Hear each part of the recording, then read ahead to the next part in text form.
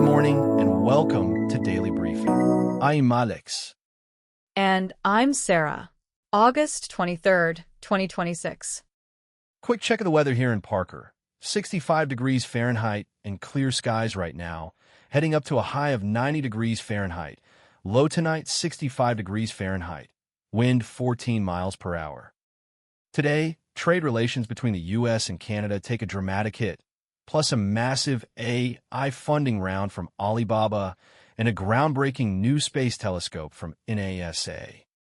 It is a dense headline morning, so let's get into it.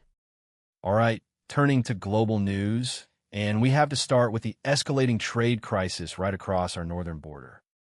President Donald Trump spoke out after bilateral trade negotiations with Canada completely collapsed. He did, and his comments were remarkably blunt. He accused Canada of wanting all the benefits of being a U.S. state without taking on any of the actual obligations. That came right as the breakdown triggered a massive 50% U.S. tariff on a huge range of Canadian imports. The reaction from Ottawa was immediate. Former Bank of England Governor Mark Carney stated flatly that Canada is now effectively at war with the United States over trade. An economic war, but those were his exact words. When you impose 50% tariffs overnight, it completely upends supply chains on both sides. Exactly. Carney highlighted that this breakdown changes the entire dynamic. It is no longer just a diplomatic disagreement. It is a full-blown economic confrontation. Meanwhile, in Ukraine, there is tragic news following a horrific military strike. Russian forces executed what is known as a double-tap attack on a commercial shopping mall, killing at least 16 civilians. A double-tap strike means hitting a target and then hitting it again shortly after, which often targets emergency responders and fleeing crowds. Right? The strike on a civilian shopping facility has drawn severe international condemnation over tactics explicitly hitting non-military infrastructure. And over in Europe, critical infrastructure security is on high alert. UK energy companies were officially placed on alert after a cyber attack managed to force a small power generation facility to shut down entirely. Officials suspect that Iran-linked hackers were behind the intrusion into the facility. It is a small plant, but the vulnerability of critical national infrastructure to state-sponsored or state-linked cyber threats is causing massive concern across the UK energy sector. Coming up, we move to India, where AI is shaking up the tech services sector and a teenage innovator hits a major satellite milestone. Let's turn to news from India and Tamil Nadu. Major Indian IT services giants, including TCS, Infosys, and Wipro, are undergoing a massive business model shift. Clients are aggressively using AI to demand more output for less money, forcing these firms to move toward outcome-based pricing models instead of traditional hourly billing. It is disrupting the fundamental billing and workforce structures that built India's tech sector over the last few decades.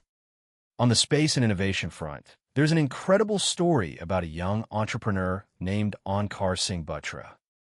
At age 7, he built a website. At 16, he built a satellite. And now his satellite connectivity venture, Applink, just raised $4.3 million. That is rapid growth, and it really highlights the massive private investment potential currently flowing into India's commercial space sector.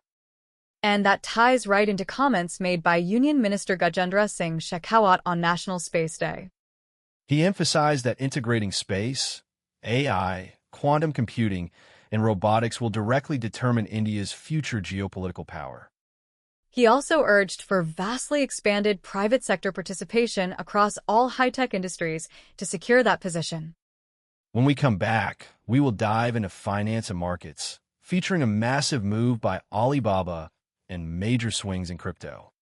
Let's talk markets. We have a huge corporate move coming out of China's tech sector today. Alibaba announced a massive $10.2 billion share placement. $10.2 billion. That is an enormous amount of capital to raise in a single placement. Walk me through what they are using that cash for. It is almost entirely going toward building out their artificial intelligence, compute infrastructure, and expanding their cloud capabilities. That shows you just how intense the capital expenditure arms race is right now among Chinese tech conglomerates trying to lock down AI market share. On the digital assets side, Bitcoin has seen a massive price rally. It surged 25%, climbing from $64,000 all the way up to $78,500. What sparked a jump like that? It followed specific regulatory and operational policy adjustments made by the U.S. Treasury Department. That really demonstrates how directly institutional macroeconomic policy updates can move the digital asset markets overnight. In Web3 news, though, security issues are still cropping up. The Web3 gaming platform, The Sandbox, had to suspend asset bridging across both the base chain and the BNB Smart Chain. They took the bridge offline after detecting a security exploit. Right. They paused operations to block any further loss of funds while developers work on patching a smart contract vulnerability. Meanwhile, another crypto firm is trying to step back from the brink. Bitmart, the crypto exchange, is evaluating plans for a partial restart and initiating creditor payouts. That comes just weeks after they formally announced an operational shutdown. So this could offer at least some path to financial recovery for affected users after a very unstable couple of weeks. In the AI business landscape, enterprise adoption is presenting a few surprises for top-tier providers. Anthropic is reportedly struggling to drive broad enterprise adoption for its highest-end flagship AI model. Why is that? Are companies backing away from generative AI? Not overall, but enterprise customers are increasingly gravitating toward cheaper alternatives instead of paying premium prices for flagship capability. So as companies deploy generative AI at scale, they are becoming far more cost-sensitive. Exactly. The margin pressure on high-end model deployment is getting real. Finally, in finance, prediction markets are running into serious regulatory walls in the U.S. The prediction market venue Kalsure is now off-limits to traders in multiple U.S. states. State regulators and the CFTC are locked in legal battles over how these platforms are run. It really highlights the massive legal uncertainty hanging over event-based derivatives and prediction markets across the country right now. Coming up, we turn to tech and AI, where NASA is preparing to launch a game-changing planet-hunting telescope, and TikTok settles a major lawsuit. On the tech side, we start with a major legal settlement involving social media giant TikTok. ByteDance, TikTok's parent company, agreed to a $400 million settlement with the U.S. Department of Justice. That resolves a major federal lawsuit over alleged child privacy violations. Under the terms, $300 million will be paid immediately. And beyond the payout, it imposes much stricter regulatory oversight on their data collection practices moving forward. Moving from privacy to space exploration, NASA has a massive mission scheduled for later this month. On August 30th, NASA is set to launch a new space telescope that could revolutionize our understanding of the galaxy. How many planets are they expecting this one to spot? Scientists estimate it could detect around 100,000 new worlds.